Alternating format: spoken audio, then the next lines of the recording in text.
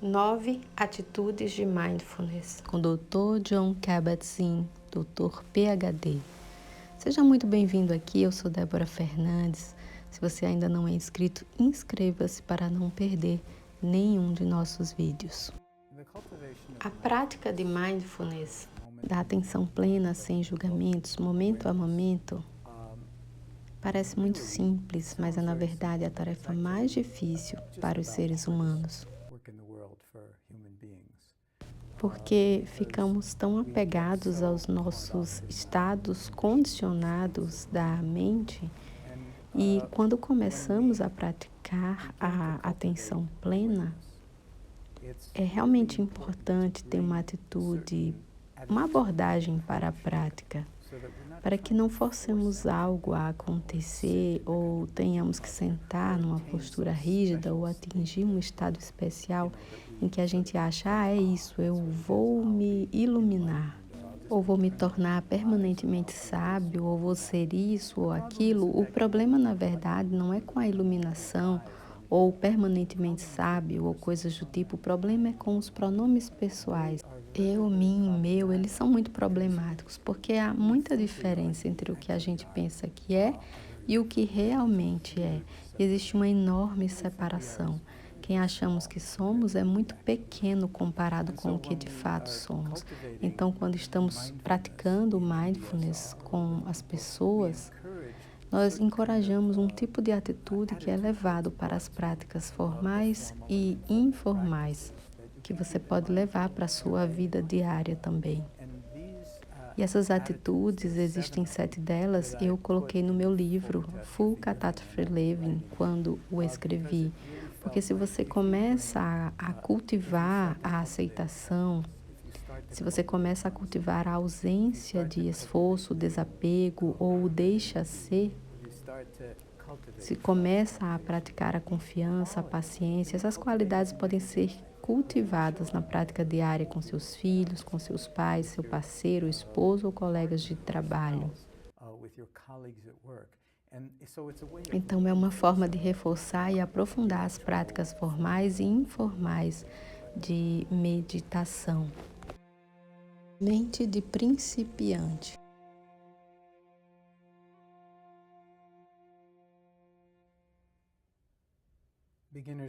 A mente de principiante é uma orientação maravilhosa para trazer ao momento presente. Esse momento é sempre fresco, novo, nunca estivemos nesse momento antes. E trazemos tantas ideias e atitudes e desejos a cada momento que não podemos nos permitir, a maior parte do tempo, ver as coisas como que se fosse pela primeira vez. Imagine colocar atenção plena às coisas com uma mente de principiante, de forma a vê-las não através da sua lente de opiniões e ideias em relação a elas, mas de forma fresca, como se fosse um milagre, a natureza impressionante te mostrando. Isso é algo que podemos trazer a qualquer momento. Às vezes somos tão especialistas que nossas mentes estão cheias da nossa especialidade e assim não há espaço para novidades ou novas possibilidades. Na mente do perito, há quem diga há poucas possibilidades, mas na mente do principiante há infinitas, porque abordamos as coisas de forma fresca. Então é uma espécie de disciplina, tentar levar a mente de principiante a cada aspecto da nossa vida e não ficarmos tão apegados às ideias e opiniões sobre como gostamos disso e não gostamos daquilo, ou qual será o desfecho de uma situação em particular. E quando abordamos algo com esse frescor, isso traz qualidades tremendamente transformadoras associadas a elas. Quando você leva isso às outras pessoas e você é aberto e expansivo e não insiste que sejam o que eram há meia hora ou há 2 anos atrás, ou seja o que for, elas se sentem vistas e reconhecidas e atendidas de uma forma que em nenhuma outra situação teriam experimentado. Isso beneficia elas e nos beneficia também.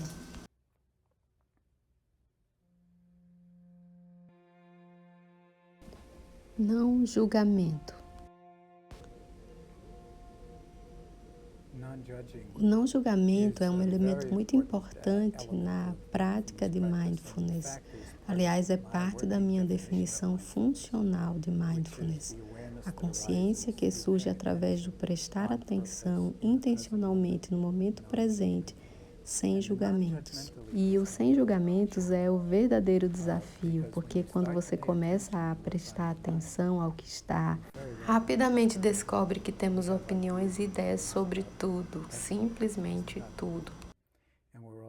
E estamos sempre julgando as coisas em termos de gosto disso, não gosto daquilo, quero isso, não quero aquilo, isso é bom, isso é ruim. E é como um fluxo constante de julgamentos e julgamentos e julgamentos.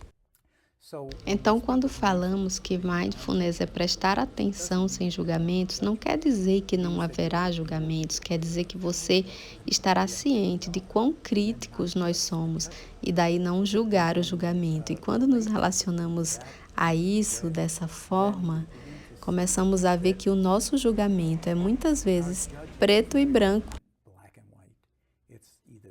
É ou isso ou aquilo, bom ou mal, gosto, não gosto, quero, não quero.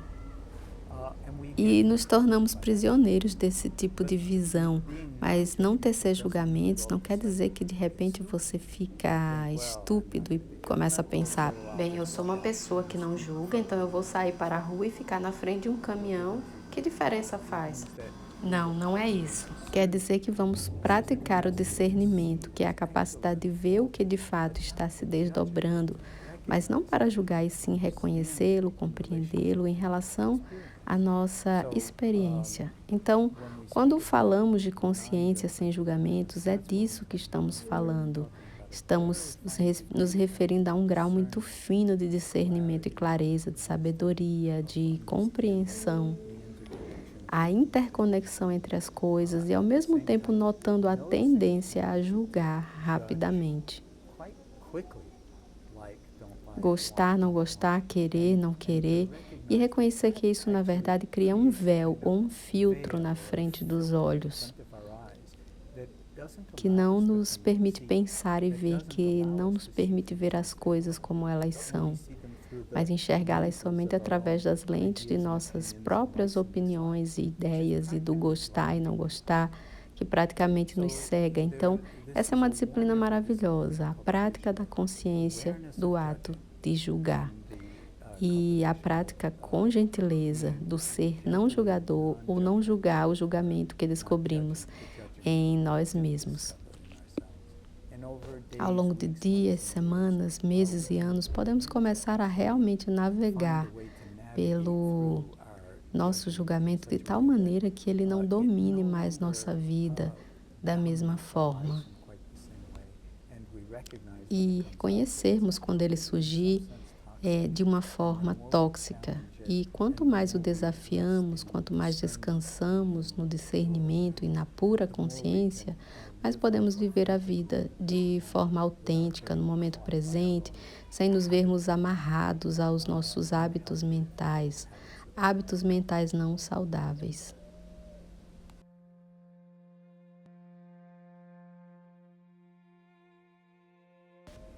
Aceitação. A aceitação é um processo bastante ativo. Não há nada de passivo a respeito, não é resignação passiva, mas é um ato de reconhecimento de que as coisas são realmente como são.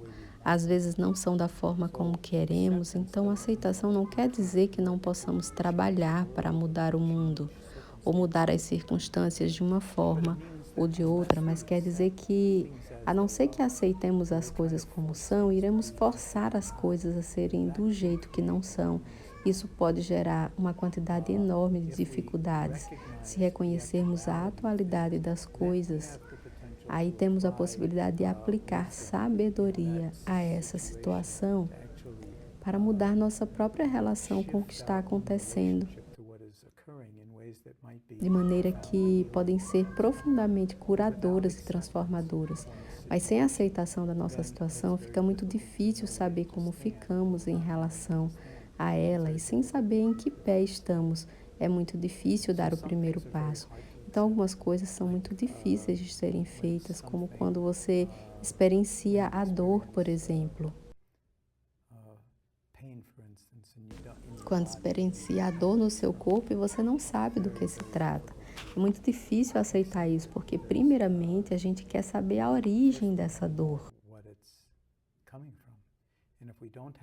E se não temos nenhuma resposta para o que está causando a dor, pode ser muito difícil aceitá-la. Mas o que descobrimos trabalhando com pacientes com dores crônicas é que antes de poder trabalhar com a dor e o sofrimento, você precisa primeiro dar as boas-vindas a elas e aceitá-los do jeito que são, porque tudo que poderia ser feito, como o uso de medicamentos, já foi feito e você ainda vive com um certo nível de dor. Mas o que as pessoas com dores crônicas que chegam à nossa clínica experienciam é que existem muitas formas de se trabalhar com a dor, mas o primeiro passo é realmente estender o tapete de boas-vindas para ela, o que é muito difícil quando você está sofrendo, mas é realmente uma porta de acesso para a libertação do sofrimento. Então, essa é uma das formas mais poderosas onde a aceitação pode ser usada para a cura, transformação da vida de uma pessoa. E é um fator muito poderoso e uma atitude muito poderosa na prática da atenção plena.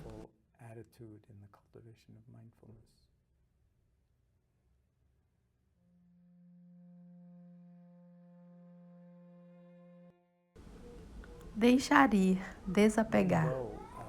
Deixar ir poderíamos ver como o oposto de apegar-se ou agarrar-se.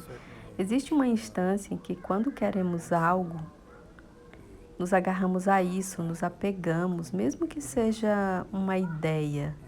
E muitas vezes nos fixamos nesse jeito de agir.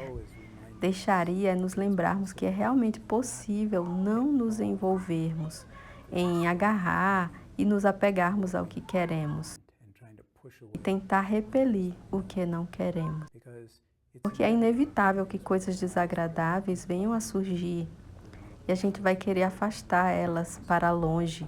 E outras coisas surgirão e serão agradáveis e vamos querer aproximar. Então, deixar ir quer dizer deixar ser, deixar que as coisas sejam como são e não ficarmos fixados demais em garantir que sejam de certa forma, quando é evidente que já não são dessa forma e, portanto, não forçando. E é claro, isso vai junto com a ausência de esforço, permitindo que as coisas sejam como são. Na Índia, usam-se uma forma particular de pegar macacos. Pegam um coco e fazem um pequeno buraco de um lado. E aí amarram o coco com arame, né, na base da árvore e colocam uma banana dentro do coco. Aí macacos descem das árvores e colocam a mão dentro do coco. Mas o buraco é feito de tal forma que, se você agarra a banana, não consegue tirar a mão para fora do buraco. O punho é muito grande, então você tem que soltar a banana para poder liberar a mão. Os macacos não querem soltar e é assim que ficam presos. Então, deixar ir ou deixar as coisas serem do jeito que são significa permitir o reconhecimento de que, quando você está preso pelo seu próprio desejo, pelo seu próprio apego a que as coisas sejam de uma certa forma, isso pode parecer doloroso, mas o desapego é, na verdade, a saída para a liberdade. E não é algo que você faz uma só vez, é algo que se pratica de novo e de novo, momento a momento. Toda vez que você se pegar, se agarrando a algo, você deve lembrar: é possível simplesmente deixar ser e simplesmente deixar ir. A respiração pode nos lembrar disso também, porque toda vez que a gente inspira, a gente tem que soltá-la e deixá-la ir. Senão não tem espaço para a próxima respiração. Então, é uma parte natural da vida, receber e depois liberar, receber e depois deixar ir.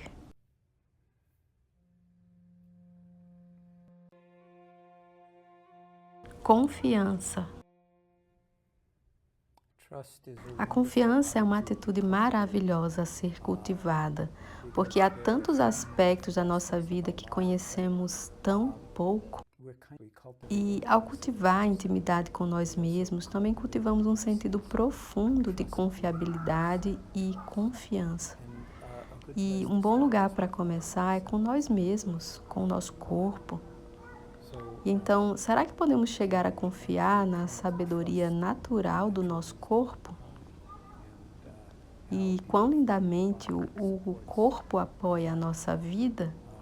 Muitas vezes tomamos ele por certo, sem nem pensar até acontecer algum imprevisto, mas notando que, em geral, podemos confiar que a respiração vai tomar conta de si mesma, e ainda bem por isso, porque imagina se tivéssemos que nos preocupar com a respiração, teríamos morrido há muito tempo. Então, confiamos que a respiração entra e que a respiração sai.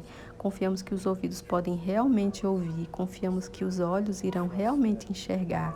Confiamos que nossos órgãos tomam conta do metabolismo e da biologia de estar vivo. Tem uma sabedoria no corpo que pode nos lembrar de que nós mesmos somos dignos de confiança. E que se tem tantas coisas lindas e tão complexas se desdobrando tão lindamente no nosso corpo, bem, por que com a mente seria diferente? Por que com o coração seria diferente? Então, quanto mais pudermos aprender a cultivar a confiança em nós mesmos, mais poderemos trazer confiança aos nossos relacionamentos e às pessoas e à natureza e aos desafios diferentes que encaramos na vida, para que possamos realmente residir na nossa própria confiança, na nossa própria habilidade de ir de encontro ao que quer que chegue até nós de forma efetiva. Tudo se baseia na confiança em nós mesmos e isso é algo que pode ser cultivado através da prática. Então, toda vez que não confiamos em nós mesmos, podemos trazer a atenção a isso e nos relembrarmos que talvez essa seja uma boa oportunidade para fazê-lo. Mudar de sentir que não somos capazes de confiar em algo. Quando envolve outras pessoas, fica um pouco mais complicado, porque você não quer confiar de forma ingênua, mas outros fatores de sabedoria nos ajudarão a lidar com isso.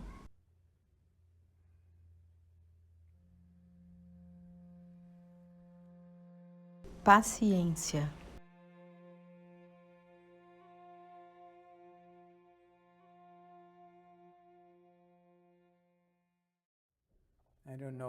Eu não sei se vocês notaram isso, mas muitas vezes eu percebo que fico impaciente para chegar à próxima coisa importante, algo que vai acontecer, e assim vou perdendo o momento presente por causa da minha impaciência.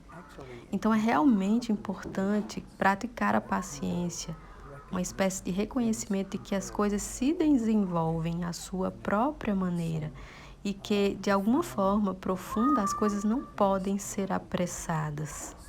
Então, quando sempre nos apressamos para estar em algum outro lugar, o subproduto disso é que nunca estamos onde de fato estamos, o que é uma grande tristeza e uma grande perda. Às vezes ficamos impacientes com outras pessoas, às vezes ficamos impacientes no trabalho, às vezes impacientes para terminar algo, mas essa sabedoria da paciência é algo também profundamente curador e restaurador. E se assemelha a reconhecer, com a paciência, podemos viver o momento presente de forma confortável, com profundidade e sabedoria. Ausência de esforço.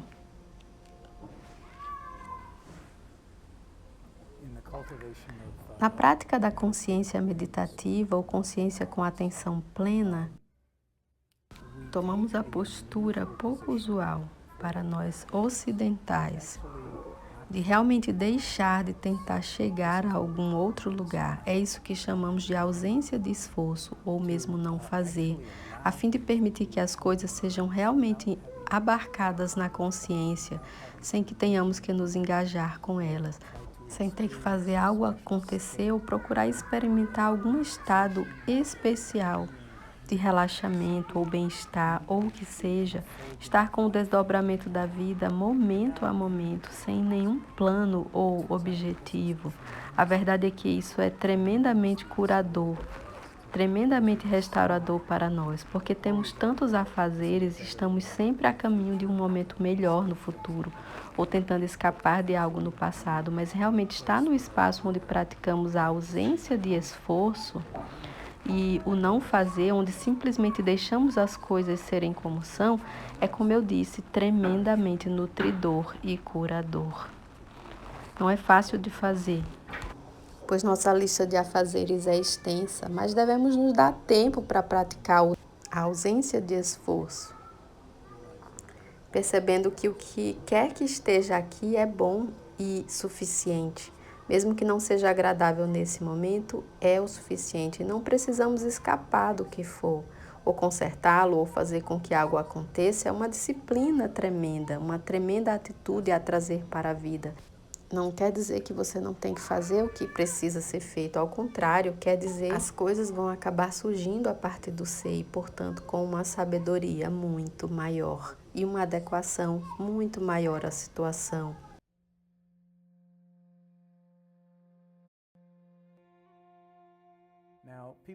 Aí as pessoas me perguntam, por que você parou na 7ª? E eu digo, eu não sei, eu só parei na 7ª. Mas eu deixei de lado algumas que provavelmente vou incluir na próxima edição do livro. E uma delas seria a gratidão. Trazer a gratidão para o momento presente, porque para início de conversa, nós simplesmente estamos vivos, a gente dá tão pouca atenção e valor a isso, um pouco de gratidão. Uau, eu estou respirando, meus pés funcionam, meus olhos funcionam, o fígado está funcionando, os rins. A gente nem se dá conta e nem pensa a respeito disso. E nesse sentido, as 7 atitudes são uma boa forma de nos lembrarmos disso. A gratidão realmente deveria estar nessa lista. Uma outra atitude seria a generosidade, no sentido de quão poderoso é quando você se entrega para a vida e dá para os outros o que os faria felizes. Não para si próprio, não para você dar uns tapinhas nas costas e dizer, eu sou uma pessoa generosa, mas porque traz contentamento para os outros, reforça a interconexão, demonstra que você se importa e que está de fato dando um tempo e atenção e consideração para alguém além de si mesmo. Então, tanto gratidão quanto generosidade, eu acho, deveriam estar incluídos sim nessa lista. Eu poderia continuar, mas acho que 9 é o suficiente. É difícil manter mais de 9 coisas em mente em qualquer momento. E é claro, elas estão todas completamente interconectadas. Então, você não tem que necessariamente lembrar delas. Se estiver praticando a ausência de esforço, então todo o resto está integrado. A aceitação está integrada. A generosidade está integrada aí. A gratidão. A confiança está integrada e por aí vai. Então, qualquer uma dessas atitudes é uma porta para todas as outras. E é por isso que elas estão realmente gerando um certo sentido, formas diferentes de compreender o que a atenção plena realmente é. E eu provavelmente deveria dizer que em todas as línguas asiáticas, a palavra para mente e a palavra para coração são as mesmas. Então, em inglês, quando você ouvir a palavra mindfulness, se não estiver ouvindo a palavra heartfulness, você não está realmente entendendo totalmente o que é. Então, essas atitudes são realmente parte do elemento coração dessa história. Vendo as coisas como realmente são, a coisa mais profunda que podemos ver é a interconexão de todas elas. Assim que você vê isso, emoções como a raiva, por exemplo, ficam muito diferentes. Ou até o medo. Quando você pensa dessa forma, as coisas são realmente transformadas por causa da nossa interconexão. Então, é uma forma de ver as pessoas como elas realmente são e não necessariamente vendo-as como uma ameaça e achando um espaço de convergência entre as pessoas que provém do coração, da cabeça, que provém do corpo, que provém da vida como um todo completamente integrado.